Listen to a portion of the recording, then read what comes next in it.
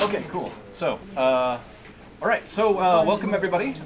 This is 801 Labs, a physical hackerspace that is supported by a nonprofit.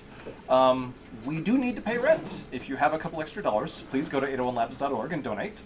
Slash donate is the 801labs.org/donate. It sends you. It has the links to where you can donate easily. Fabulous. But otherwise, we try to do everything we can to try to provide educational experiences for everybody who comes to hang out with us. And we are, we're physically here in the hackerspace, but we also have a very active Discord presence. My name is Admiral Potato. I help to teach the Web Fundamentals and Programming Fundamentals classes every Tuesday and Thursday night at 7 p.m. on the 801 Labs Discord, at 7 p.m. Mountain Time, that is. So if you're interested in learning any of those skills, show up. We'll learn some stuff together. Tonight is a very, very special presentation. We have a friend from DC540. Wait just a moment. It's muted on Discord. Oh, Discord my. stream. Oh no! Goodness, we've been muted. Let me fix that. That's the wrong computer. Muted on the video too, or just the Discord? Hey, there we go. Okay. Hello.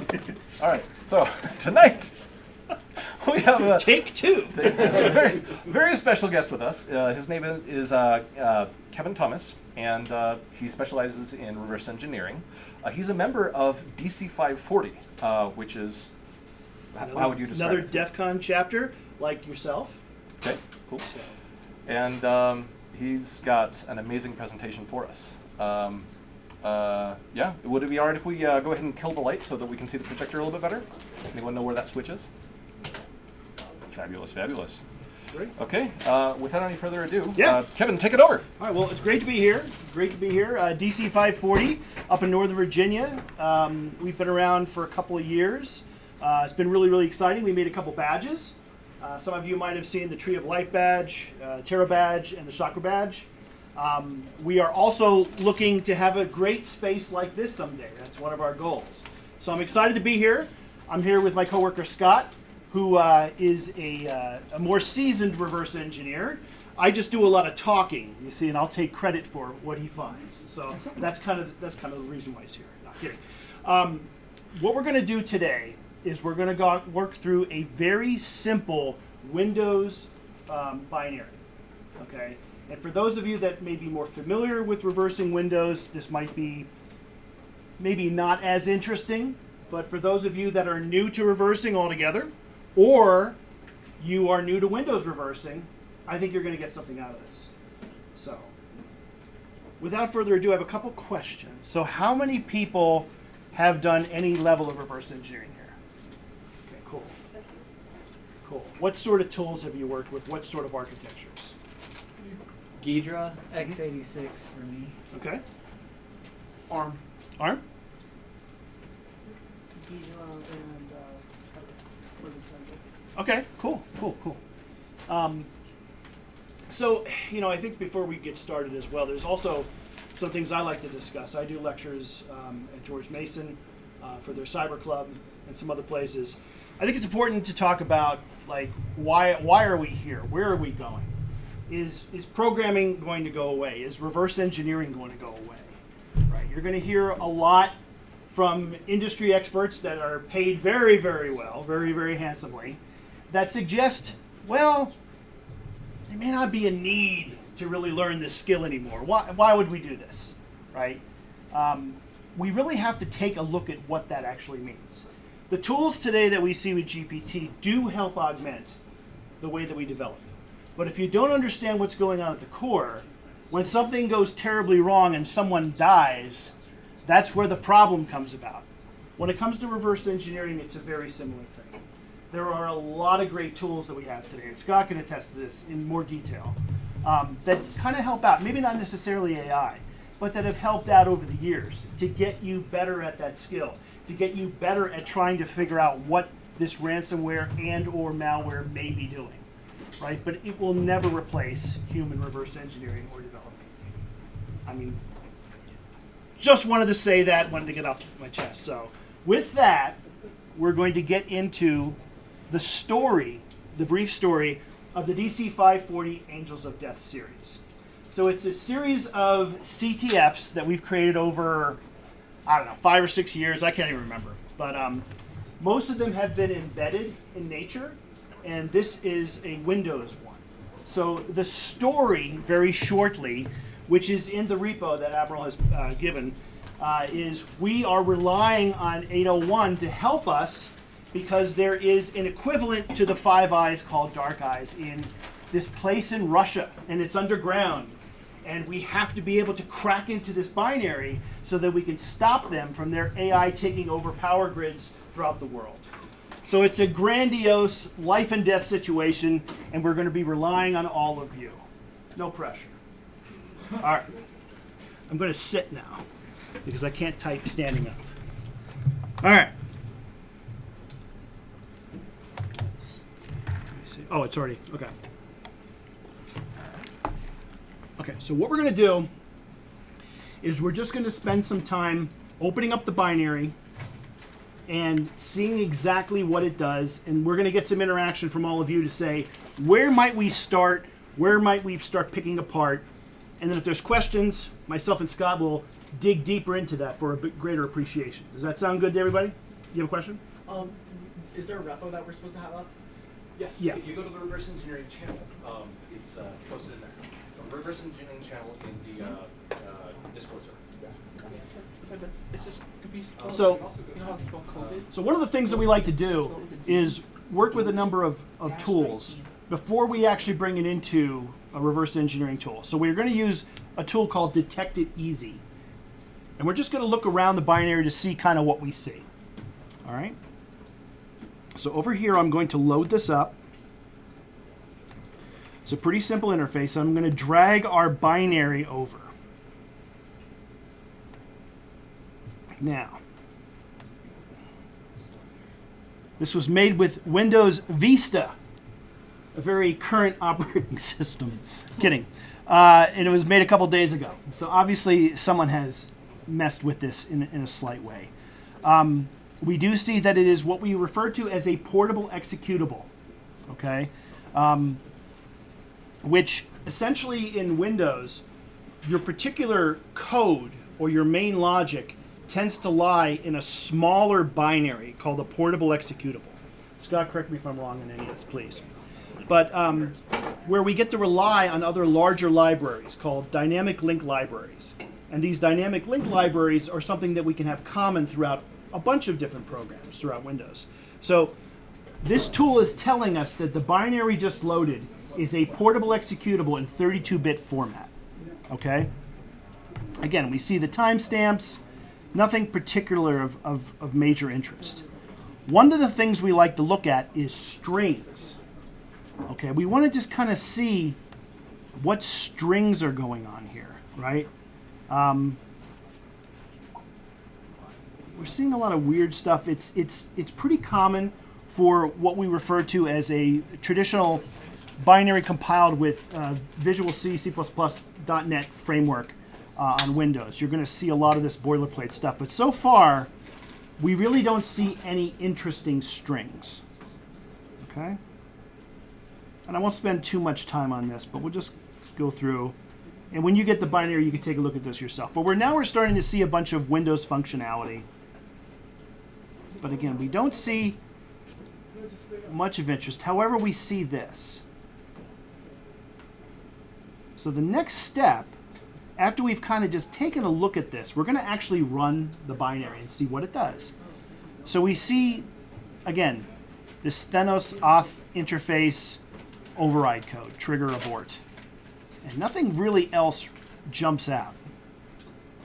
Okay? There is, let me see here. If I scroll down where it should be imports here, right, Scott? Ah, here we go. Imports. So from an import perspective, we see two dynamically linked libraries here, user32 and kernel32. They're common to almost everything. So again, not too much information on this, but at least we get some basic idea of what this is doing. So again, we could spend a lot more time on this, but for the sake of time, that's it in brevity. So we're going to run the binary and just kind of observe what it does. So we see Thanatos auth interface. Enter override code. What should we put in here? Get somebody to yell out something. Goats. Goats. Goats. Ah. Override. So we see where our code's coming from. So, all right. So we haven't quite gotten there. We haven't quite saved the power grids of the world from utter destruction yet. But at least we're getting an idea. We've looked at detected easy. We get a basic idea of what the binary looks like. We've run the binary. We've seen what it looks like actually just running it. The next step we're going to do is actually bring this into a tool called Binary Ninja. Now, Binary Ninja is what we call a static reverse engineering tool. We're going to not necessarily run the binary, but we're going to dig into it and see what we can kind of see. Does that make sense to everybody? Compared to a dynamic reverse engineering tool, like we'll get into briefly here, like X32 or X64 debug. Yep. Where we're going to run it dynamically. So, Scott, may I call on you to give some clarity, if I may? About what? So, do you want to get into like your technique, being a professional reverse engineer, when you might use static versus dynamic analysis? Oh, that's a good question. Yeah. Like early in my career, I didn't want to run the software much. I wanted to use static analysis because the advantage with static analysis is that you can look at functions that are embedded in there without having to figure out how to get to that point. So if you see a call to something like exec, and you want to see all the places where the binary has some calls that do that, you can then work your way back and see how you might get to that point. So static analysis will let you triage and look at interesting things if you want to exploit the binary, or just generally look through all the possibilities of the code without having to figure out how to get to that execution point. Dynamic analysis can be a lot faster if you know how to get the code to a point that you want to analyze. Because you can set a breakpoint on the code that you want to analyze and then have all the inputs that you want to get there, or at least step through and see where it's going to do different things. So yeah, there are advantages to each, and dynamic analysis can be a lot harder to get a comprehensive view, Right. Whereas static analysis, you can analyze all the different parts on their own. Does that make sense? We're throwing a lot of terminology around the people that may be new, so feel free to ask some questions, because it is a lot. But does that generally make sense of how we would use these two particular tools? Okay. I'm going to continue back, and we are now going to load Binary Ninja. And we're going to take a look around. This is going to be more interactive, because we're going to pretend like we're all looking at this for the first time. And I'm going to ask a lot of probing questions to see what you all might think of where we even begin. And then we'll later get into how we actually reverse it. But we're going to have a little bit of fun here, okay? So we're going to load Binary Ninja. This is the free version. And we're simply going to drag the binary over. And it's probably just loading. There it is. All right, let me maximize this. Okay, where are we? Right, so we're looking at this the first time. It's kind of overwhelming. We see all these things called subs, which are basically functions. Short for subroutine. Yeah, subroutine, yep. And we see a lot of Windows functions. But we don't necessarily see very clearly what those subroutines or functions are called. So what this means is there are what we call symbols. And symbols are represented like the name of a function or the name of a variable. They are missing from this. They have been stripped. And in a lot of real-world ransomware and malware, they will be stripped. Before we go any further, Scott, I want to just again ask one question So again, Scott does this professionally with real ransomware and real malware. What would you say the percentage is from stripped binaries versus ones that actually have all the symbols within it? Just basically, the round number. I don't know. I don't really have a sense of how many are stripped because I get a distribution. Most of them are, but sometimes we get samples where they aren't, but it's of the same family. Okay. So we can look at the binary that has the symbols in it. If they ever messed up and accidentally sent the release Right. copy of it, and that lets us go through it a lot faster. Okay. So again, like in other words, if a particular function when we're writing this ransomware or malware of wherever it is get password, right? We may see it as sub 12345. Does that make sense? Okay. So we loaded this binary, everything looks confusing, but it lands on this start. Okay, it says start. Okay, so I guess this is where we start looking into reversing this, right? It's called the entry point to the binary. It is the entry point of the binary. So Where it starts running the code. let's get into that, Scott. Technically, it's where most apps start. There are some ways of cleverly getting execution before this function starts. Like there are initializers and locals and other things, but usually start is the actual execution start of the binary. Is this start function baked into every executable and it will always say start, or do you have to look for, how do we know that start is the start? besides that It's name in the start? headers of the binary. There's a special section that's, I forget the name of the field, but it's like a field that's the offset into the binary where to start execution. Yep. Yeah, so now again, like in this particular case, this particular start, if we had the symbol, this one is what's referred to as when CRT start main, I think it was, or something along those lines. That's what this particular one is. We'll eventually get down in the win main as we work our way through this. Mm-hmm. So again, this is something that where the binary is starting, but there is a bunch of setup code. Okay, there's a bunch of setup code here that we're going to get into before we actually get to our actual main program. Does that make sense to everybody? So many years ago, I thought I was just the best at reverse engineering. I thought I knew everything. I'm going to enter the flare-on challenges.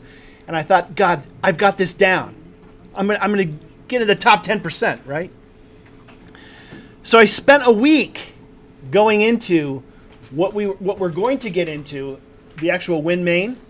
And what I didn't realize is that terrible things can be going on before we even get into main.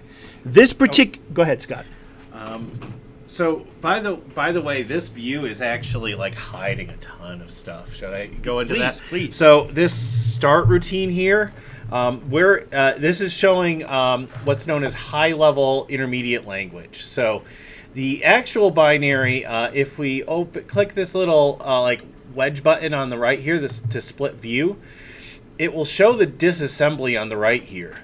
And this function here is it's calling security init cookie, and then there's a jump to this other routine.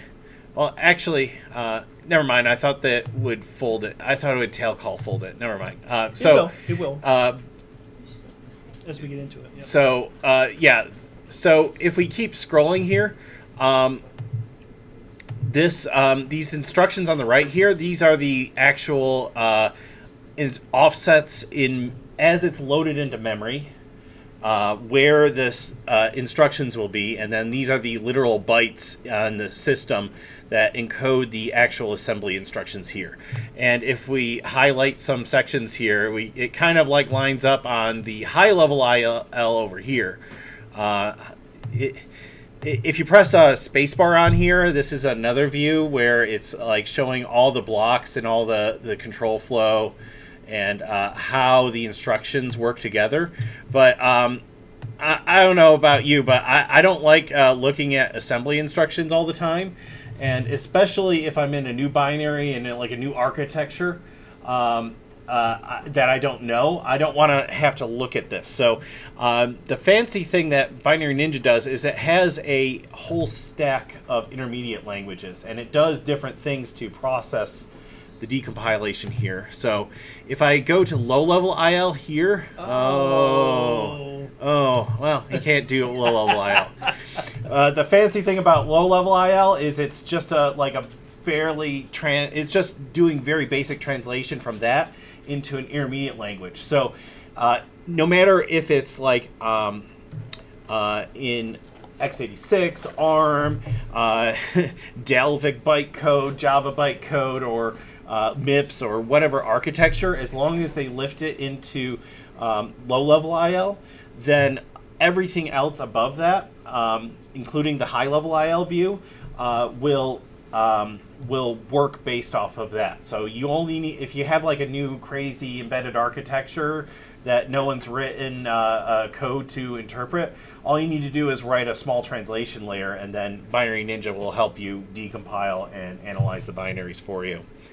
So that's what this is showing. Excellent, Scott. Here. Yep. Excellent. Thank you, Scott.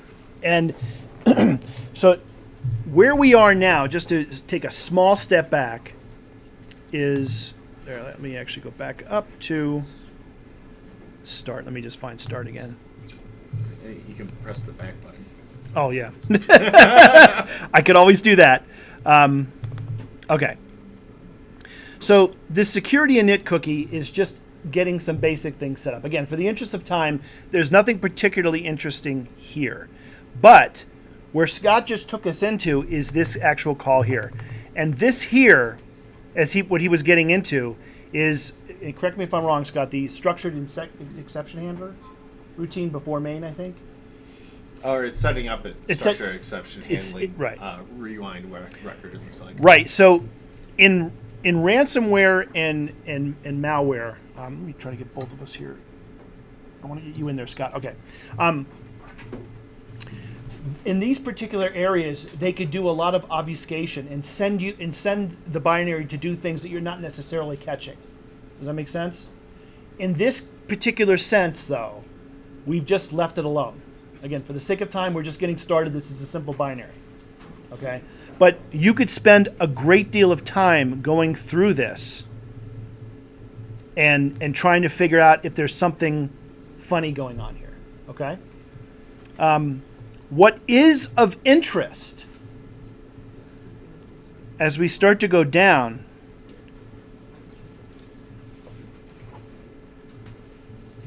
eventually, there we are. Okay. So we see something here called the DOS header. So if anyone has ever opened up a portable executable in a hex editor, like to look at the bytes, you're going to see a particular signature. And it's going to start with MZ, what they call the MZ header. Okay, it's actually named after a person. I forget what his name is. But here is something interesting. Okay, we're starting to see here that something mentioning a DOS header. So this might be where our actual main code begins, meaning the code that was written where we saw that message box pop up. Does that make sense when we saw it before? Right? So if we dive into this, we could see, yes, this is the MZ header. This program cannot be run in DOS mode. So that is, in fact, what it is. So this function here is likely what we refer to as our win main. Win main. This is our actual binary. Now, what we see here is interesting. Dialog box parameter A. This is that first thing that we saw, and I'm just going to take a second and rerun the binary. This is it, right?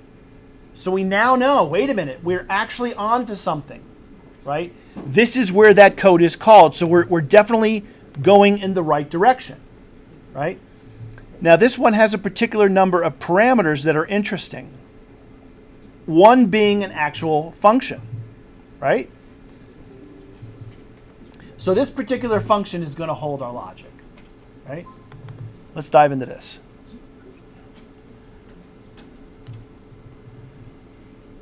Okay. Get dialog item text A. Does anyone remember where we saw this when we ran this? So remember, we saw the first one pop up with the message. Does anyone have an idea where the get dialog item A was? I could run it again if not. Let's run it again. So this is that first piece of code that we talked about, right? So once we put anything in here and we hit trigger, this is that window. So now we have a second clue. We have a second clue that we're getting into this code, right? But we obviously don't know what that override code is, so that we can save the world by protecting the power grids. Yep. Right? Okay. So we haven't done that yet, but we're on the path here, right? And we see some other things here. I'm going to scroll down. So do you want a shortcut? You probably don't have it in the free version, but this branch here, jump if not equal, you can where's the, you can patch invert branch. And then you can save your binary back. Yep. And then you run it, and then it will go down the path for you. And that's the shortcut. So Scott just saved the world by one overturning command, right? And let's Yeah. give a round of applause. Come on now. All right. So that's a great point. So getting into some basic assembler, right? And this works similar with ARM. It's just a different set of instructions. But this is where you really start to be able to patch and hack a lot of the binaries. Ultimately, you're going to have a set of conditions, right? It doesn't matter what language you program in, right? It doesn't matter. Ultimately, you're going to have either some if-thens or a while loop or something, some conditional sets of statements, right? At the assembler level, particularly in x86, x64, they are going to be these instructions. J and E, jump if not equal. JE, jump if equal. Jump if greater than, etc., etc. So if, like as Scott pointed out, you find that core logic and you literally overwrite that, save the binary out, you've cracked it, right? We do a lot of do you have a question? No? How do you keep the binary from defensive measures? I think so. Great question. Great question. So there are a lot of times in your answer, and I know Scott's going to be able to have a better answer for this, and please chime in. But when you start to get into these, you'll have debugger traps and all sorts of other logic. You want to start to comment on that? We saw every single instruction up to this point, and we didn't see any defensive measures before this instruction executed. So we should be able to just flip the bit here. Some defensive measures I've seen is they'll do lots of crazy stuff, like they'll unpack the code, or they'll overwrite it with a pattern to decode the subsequent portions of code. And it's really hard because when you're in a debugger, to set a breakpoint, it actually is editing the code in memory and writing a debug breakpoint instruction over the instruction where you set the breakpoint. And that's a software breakpoint. You can set those anywhere. One way around that, though, some malware will like scan its own code and count how many of some variable there are and ensure that it's correct. And if you set a breakpoint in there, then it's gonna make the count go wrong, and then it'll branch off. So either you branch jam it when you see that, or you could use a feature known as a hardware breakpoint. They're a little bit harder to set. You can only set up to 4, but you can set breakpoints on execution, or you can set hardware breakpoints on data access. But yeah, the hardware breakpoints are just using the x86 architecture's special debug registers to say, hey, stop whenever you execute this function. So. And is there a limit to what they can do, or is it everything from get your way to full-on self-destruct? They can do anything. Like, I was reverse engineering the Lockbit ransomware, and I came across this problem because, like, the sample I was running, like, why is this sample not running? And I toss it into a debugger and trace it through, and then it's like getting some like corruption, heap or stack corruption and crashing. So, like, why is this crashing? I went and traced it, and they were copying the full file path of the executable onto the stack, and the executable name that I gave it was the full SHA-256 hash, which is pretty long. And it was copying the full path, including the file name, onto the stack, and it was overriding the stack variables and causing it to crash later on.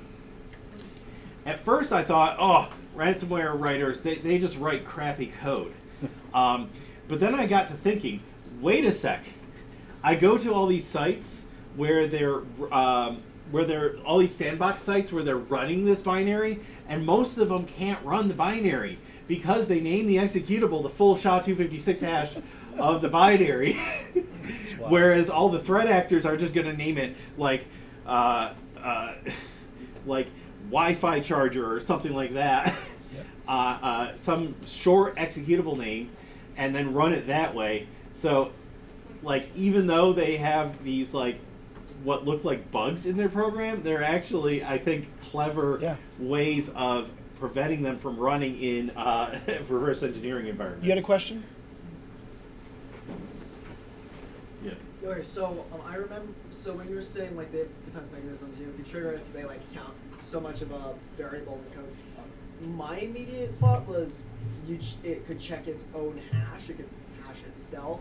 I do understand that it can be pretty hard to get a program that contains its hash that also hashes to have that hash. Yeah, they have to go back and edit themselves. Have a way of doing to embed that correct hash, and not be hashing the section that contains their hash. But yeah, so that it is tricky. But that's possible then. Yeah.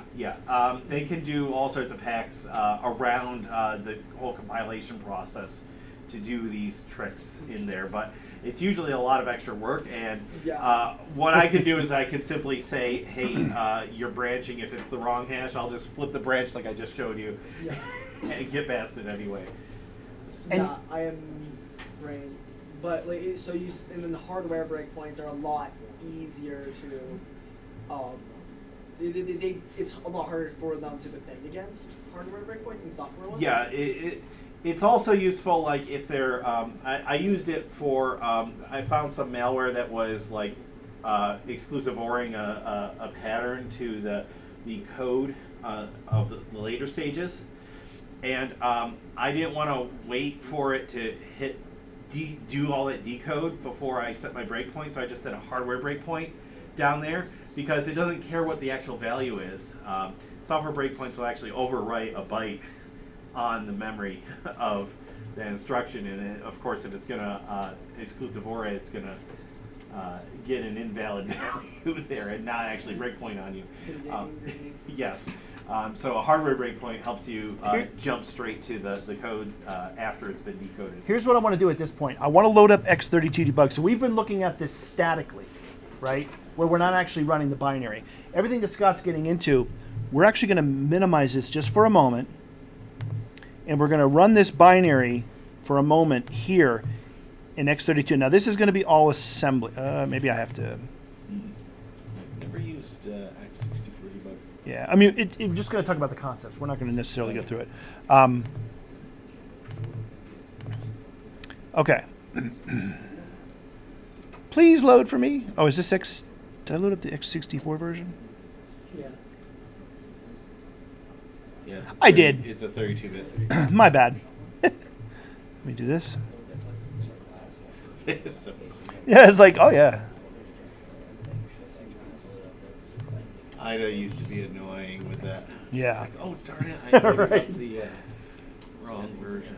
So I'm going to press play. We're going to step into this. Now, this is the actual entry point of the binary. Yeah.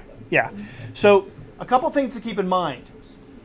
These addresses can be different than what we're seeing in Binary Ninja because of address space layout randomization. So if we were taking this apart in a professional way and we want to match these up, we would more than likely take the randomized base address and what we call rebase Binary Ninja. Does that make sense? So it all matches up. But we're not going to get into that right now. I prefer to disable ASLR. Or you could do that too. Because like every time you load it up in the debugger, it's going to have different addresses. So just disabling ASLR so that you don't have that pain. Yes. So again, many ways to do this, Yeah. but it's important to remember that if you're trying to step through this from a dynamic. Now we're actually running this, right? So as we go ahead. One thing to note though, the high order bits in the address will be different, but the low three hex digits will be the same because that's like a page offset. Yep. They're always aligned to a page at least. So Yep. that will help Great you point. line things up. Great if you point, Scott. Need to. And why Yeah, are rebase. oh, there it is. So look at there's our code. So we're actually running this as we can see. So we'll just type goat, and we can see that it doesn't, and then it ends. So again, this is running it dynamically. All right, Admiral, who has CyberChef loaded up? Well, probably nobody. Nobody. Because we didn't mention it as a tool that we were going to Admiral, we must have surprises. Without surprises, life is boring. Okay, so has anybody here ever heard of CyberChef before? Anybody use it? Okay, I see a couple It's a of great hands. webpage. It is. Okay, so Take the CyberChef download. is Yeah. a tool that is made by one of the intelligence agencies over in the UK. They're called CGHQ. And it's actually just like a static web page that is hosted for free on GitHub Pages. So CyberChef, this incredibly powerful tool used and created by CGHQ, is just a web tool that runs in your browser. So just everyone do a search on your browser for CyberChef, and it'll be the first result you get. And this is a tool that you can use for all kinds of encryption and decryption and translation between data flavors that you can just run in your browser using a couple of different, well, all kinds of different tools. It's all kinds of stuff that you would need to do. So just search for CyberChef in your local search engine. And Admiral, if you would be so kind to join us up here, Sure, why not? because I would like you to step through now while I talk about this briefly. If you don't mind taking the seat, I'm going to sit back here. Okay, so what we notice here in the binary is some interesting things. We see some addresses along with what we call an XOR. Okay? So this is of interest. So if we dig into this, like if we double click into that area, that address right there, Admiral, the 4131. You're pointing at my screen. What's that? Point at my screen. I can see what. Oh yeah, sorry. There we go. Yeah, I'm really thinking this through. Let's double click on that. Is it this guy right here? Yeah, let's double click. All right. Okay. What? What is So- this? This looks like a large contiguous block of. It does. Hex. It does. Okay. Okay. does. So what am I going to do here? So what we might do is inspect this further. And how we might inspect this further is to copy that information. And I think if we right click, copy as hex dump. Yeah, hex dump. That's what I would do. So we've got this this data section. We're going to right click on it. We're going to say copy as, and we're going to say hex dump. I think it's hex dump. We're going to take it into CyberChef. All right. So we're just going to go to a browser. We're just going to connect to the Wi-Fi here. Oh yeah. Lol. What's the secret password? The 1, 2, secret 3, 4, 5, password 6, 7, 8. is. It's a database full of goats. That's perfect. So you'll be driving. Oh. And what? That's guess? What? Lab's guessed.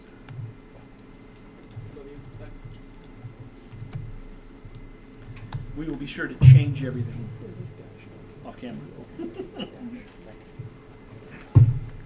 Okay. All right. Now that we're actually in. Okay. Looking up CyberChef. And just going right here. So again, why are we doing this? We need to save the world, and what else? We got to save the power grids. Right. Okay. Just reminding us why we're all here. Okay. Yes. So Where did you find that data set? This here, Yes. I made this. I'm sorry. When we went into, remember where we started with start, if you remember? At the very beginning when we load the binary up? Oh, let me come over there. I'll kind of talk through this. So when we loaded up the binary, it took us to this underscore start. Okay. When we first loaded it. Here. If you go on the side here in your search symbols, if you do underscore. Oh, good. Which network? 801 Labs guest. Guest. Okay, I tried to guess, but that password wasn't working. Okay, yeah. I need to go back to guest. I'm on Dvorak, so. Oh, well, in that case. Why am I not seeing the guest network? There's the guest network. Oh, it's on. From the whiteboard and on that screen. Oh, dash 19. Okay. So there's a couple that's what ways I to get was to missing.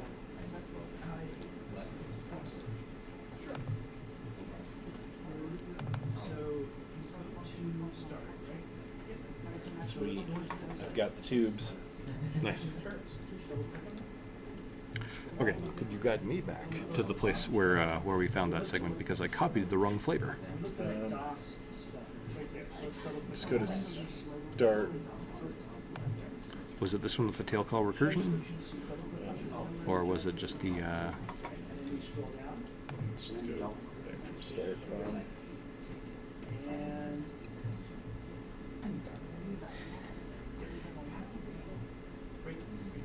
it's double. 413. And there's our. So again, look, it's not being intimidated when you're doing this for the first time. There's a lot to manipulate. But how you get good at this, Here how we you go. get really good at it, is just keep trying. Keep going into these different subroutines, seeing what they're doing. Right? 90% of the time they're going to lead you nowhere and you're going to drive yourself nuts. That's good. That pain is good. Right? But that's how you learn. It's just going through this and then eventually finding where you need to find. So with that, there's a couple ways to get into it. Do start, do that message, So, windows pop up. And it's then actually down through where we dereferencing start to that see 0E manipulation with the X. address. So, With that X5 type, there. make pointer. That's the whole point. Yeah, you grab the whole block up to the page aligned address. how to find it? How do we get there? Oh, okay. So it's. How do you have a different view? What version of binary ninja are you on? Well, what's weird I'm on the is same that version, but yeah. Remember how I pointed out? Oh, Anyway, here's the message block. It's right under the message box, the disease. first one. Oh, here's the second one where we typed in something, right? So we know we're getting closer. We know that we're getting closer. It's that first for loop that's and actually kind of getting into what we learn. But decoding it. now again, in real world situations, they're going to send you all over the place. Right? this looks like a different flavor of disassembly than yours. Honestly, a lot of it is trial and error. So hopefully that makes Is the sense. assembly different? Okay. Admiral is about to save the day. Oh, I am? Did oh, you I was about change to the ask you for binary help out? Okay. because something just changed over here and suddenly it's not familiar any longer. Oh my! Yeah, Let's see. it looks like we've changed the way that we're interpreting it.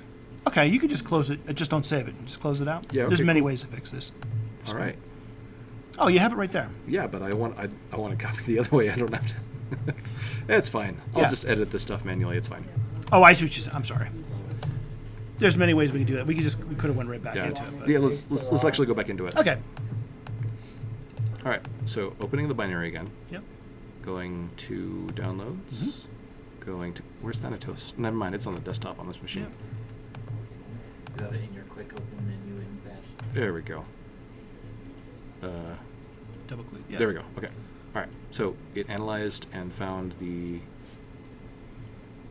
Yeah, issues fine. There it is, right there. 5A. Now. Okay. So type A. Yep. Now see, this still looks like the view that I wasn't expecting. No, that's okay. Scroll down a little bit. Sure. A little bit. There's keep going. And yeah. there. Oh, it's the second one. CHQ. Yeah. Yep, there it is right there. There we go. Okay. Cool. Okay, double click. All right. So. Double click. All right. So we see this large, this blob of stuff right here. We should be able to right-click on it, and apparently when I copied it as a hex dump before, that was not exactly the flavor we wanted. Raw hex. Raw hex Raw is actually hex, the one that yeah. we rocked. if we pick raw hex, there we go. We should just be able to paste this in. Now, okay, how does CyberChef work? What is it? Why? I don't know. What do you do with it? Well, in this case, we definitely know that this is just a bunch of raw hex. Well, it's pretty easy for us to work with it. What we can actually do is say from hex. Just drag it over here into the recipe. The recipe is kind of just like it's a series of instructions that's executed from, you can think of it as a script, executed from the top to the bottom. When we took this raw hex and we said from hex, there's always going to be your input window, which is what you've started with, and always going to be your output window, which shows you the result of your last step. Now, the next thing that we see happening in the code here is, Kevin, where were we seeing that encryption? Oh, the 5A? Yeah. It's right before there, if you go back. Can we just hit the back arrow? Yeah, you'll see 5A right there. Okay, so what's going on here is we see the value that's at this pointer here, Yep. 1 byte at a time, being, now this little operator right here, this kind of caret symbol, when you say caret equals, that is a mutating assignment operator. It is mutating the value at whatever this particular address is, and performing a XOR operation on it. Well, it's XORing it by 5A. So, Hex 5A. Yep. Hex 5A. So what we can do with this is we can actually just look for XOR over here in the list of instructions, the list of recipe things we can work with here. So XOR. And what we want to do here is we know the key. We're putting it in hex. And, well, let's just go ahead and put 5A. And Oh my. just literally as soon as Oh, I've wow. typed it, what the shit's going on over here? Admiral, if you would be so kind to load the binary and actually put the flag in, and let's see Okay. if we can save the world by, come on, power grids. All right. Come on now. So we're going to go ahead and we're going to copy this thing that kind of looks like a password here. We're going to go over to run Thanatos exe. We're going to go ahead and paste. We're going to trigger it. And there we go. We've just done it. Whoa! All right, we're in. We've saved the world. Thank you, DC801.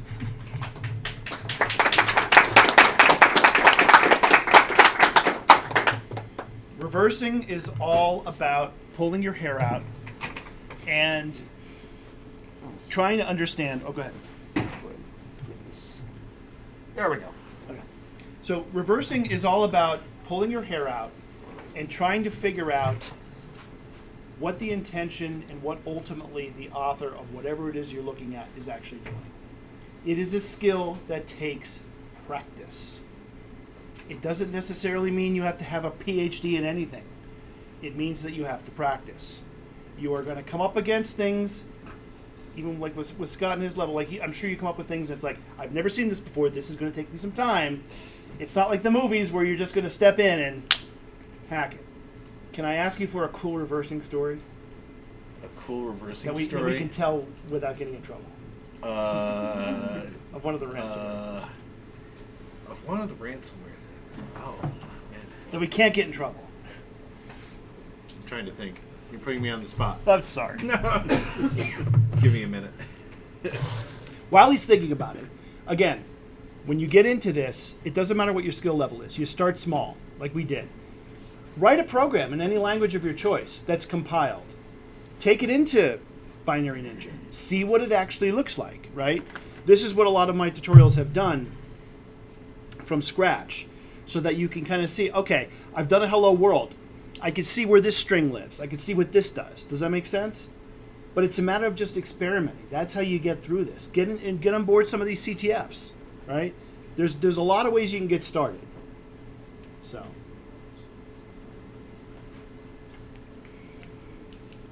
They're all ransomware samples. I know. I don't know of anything interesting in particular. Well, they're all interesting. It's a matter of what we can tell.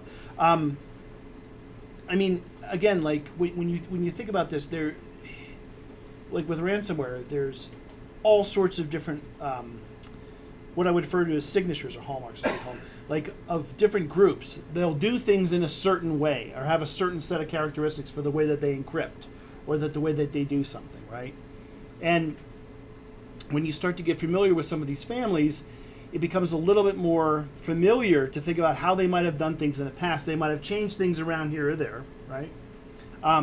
But it's a matter of then kind of digging into that and saying, okay, well, I know that they've started encryption doing this particular set of logic, whatever that is. And you see another variant of that malware family or ransomware family, you can kind of then start to see, okay, maybe they're doing something similar. So it gives you a little bit of an upper hand, assuming they don't change everything, you know. But as you start to get familiar with these things, it becomes a little bit easier and a little bit easier and a little bit easier, right? But it just takes practice, is my point. So I have a generic story. a generic story, a safe one. Thank you. So Let's move the mic a little bit closer. Yes. Yeah. there are I've come across some samples, like some sample families, and I look at the crypto that they're implementing. I'm like, okay, so they're doing Merced Twister, they're doing DES, they're doing AES, they're doing like every encryption primitive under the sun, it seems like. Whereas you can actually get good encryption with fewer primitives. Usually good encryption is done with very few primitives just applied well. But the ransomware samples tend to just like encrypt part of the file, and then they generate their keys based off of like bad random number generators. And it seems like some of the families actually randomize the composition of cryptographic primitives that they're doing for every single sample they ship out to target a new victim. So I think they actually have, like, some of them have randomizers of what bad crypto they're actually implementing and shoving out inside their binaries, because that costs reverse engineering time to actually figure out how this crypto is bad and how you break it. That is just a long time frame to actually do that, whereas the victims actually want to get their business up and running within like days or hours. So they're very tempted to actually pay, and they do pay the ransom a lot of times just because their business won't exist on that. So like throwing a bunch of random crypto at it is actually very effective. So From a business perspective. From a business perspective for the ransomware actors. So there's a lot of bad crypto in ransomware, and that's a feature, not a bug. So can you tell us some of the reasons you can't tell us other stories? Like, what were some of the scenarios, right? That It's cause you more to- of I can't think of things off the top of my head that are Well, like not just like little minutiae. because of companies. Well, no, I mean, a lot of it is there are a lot of different things in ransomware that we may necessarily, it might be good for you to kind of experiment on your own in a safe environment, right? And be able to dig into kind of some of the things that it's doing. Different companies have different solutions. Scott and I work in a company that provides a solution which is pretty unique, and we are looking to help, all of the world be that much safer so that ransomware essentially doesn't occur in the first place. That's what I can say. So in this case, it's like because you have proprietary techniques that you don't want to expose, or It's not so much that. When it comes to ransomware, though, I mean, a lot of it is so much about how, I mean, you can have one particular family. For example, like let's take the Akira family, right? You can get used to a number of earlier strains that they might have put out, right? And as you start to dig into that, you start to get comfortable, but then all of a sudden they'll do a version in Rust. And Pure V2, yep. right, and it's like, Thankfully, the first sample that I saw actually wasn't stripped, so oh Jesus. so I could actually see the symbols there. That was easy. Yeah. What exactly is a ransomware family? Like, yeah.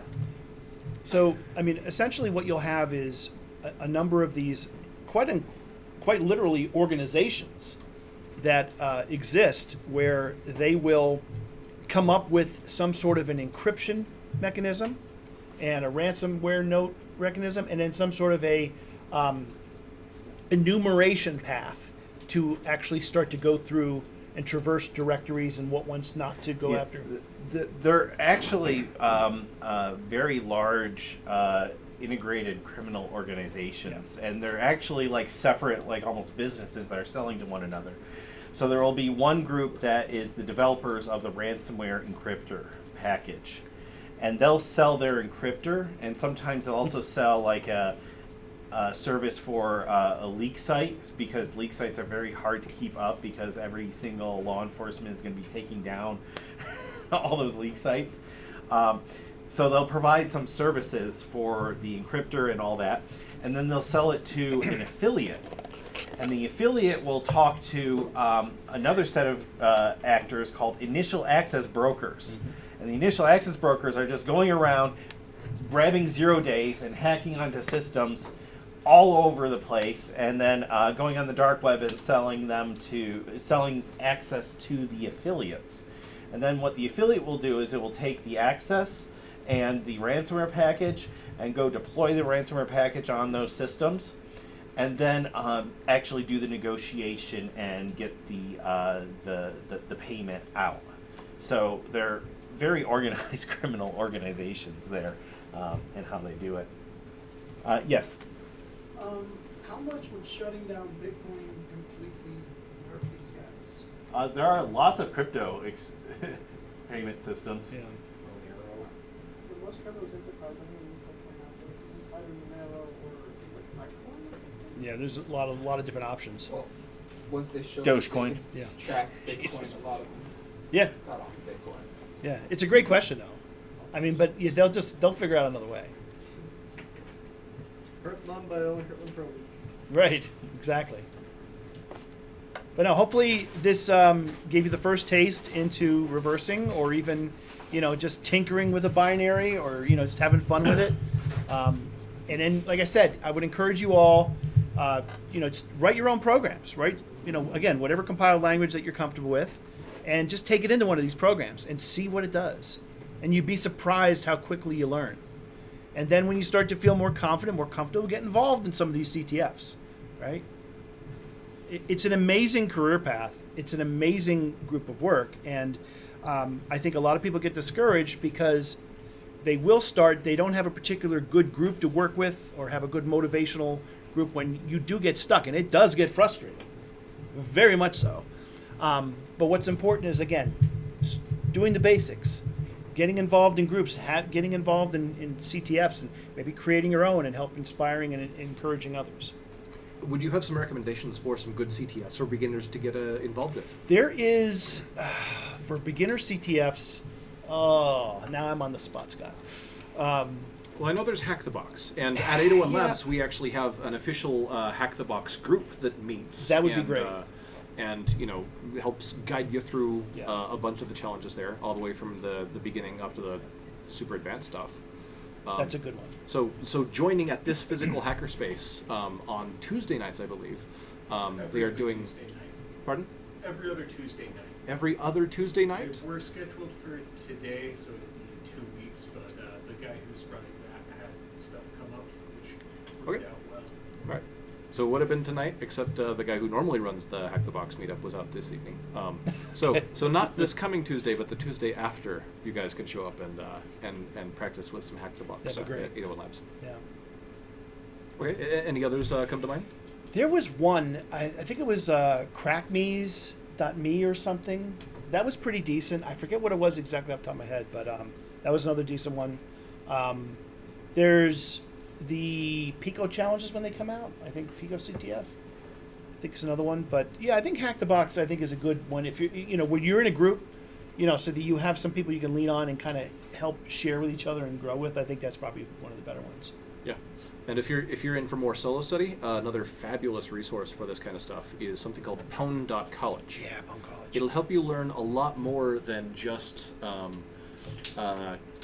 how to reverse binaries. It'll help you learn about the Linux operating system. It'll help you learn all kinds of different concepts, and it is very small baby steps that helps you build up eventually a large working knowledge set. Yeah. So Pwn.college, I can also highly recommend. And if you're looking at basics, like I said, my resource also helps, but it's the very basics, where you get into the basics of x64. x86, like we saw here, 32-bit, x64, ARM, which are more like cell phones and other embedded devices and things of that nature. I have a Windows thing, but again, it's the very basics. It's not necessarily CTFs, but it's the basics of how to get started in reversing, and then you could take it to these other platforms. So, but hopefully, question. I think I missed this. How is reverse engineering related to CTFs? So, okay, so in a capture the flag, you're essentially going to get some sort of a binary, like we're looking at here. Okay.